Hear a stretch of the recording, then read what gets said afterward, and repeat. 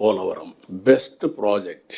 ఈరోజు మనం అందరం గుర్తుపెట్టుకోవాలి, పోలవరం పూర్తయితే సౌత్ ఇండియాలో ఏ స్టేట్ కూడా వాటర్ మేనేజ్మెంట్ లో గానీ అవైలబిలిటీలో గానీ మనతో కంపీట్ చేయలేరు. మనం నీళ్లు వేరే రాష్ట్రాలకు ఇచ్చే పరిస్థితికి వస్తుంది. 3000 టీఎంసీ నీళ్లు సముద్రంలోకి పోతున్నాయి. ఒక 200 నుంచి 300 టీఎంసీ నీళ్లు ఎనివే ఇక్కడి నుంచి మీరు చూస్తే Polavaram to Visakhapatnam gravity, Polavaram to Krishna gravity. అంటే ₹1 ఖర్చు పెట్టకుండా మనం ఇరిగేషన్కి ఇచ్చే అవకాశం.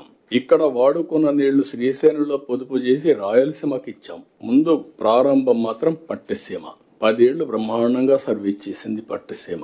అది లిఫ్ట్ అందరం కలిసి పని చేసుకుంటా అని చెప్పాం. 87% పోలవరం పనులు పూర్తి చేశాం.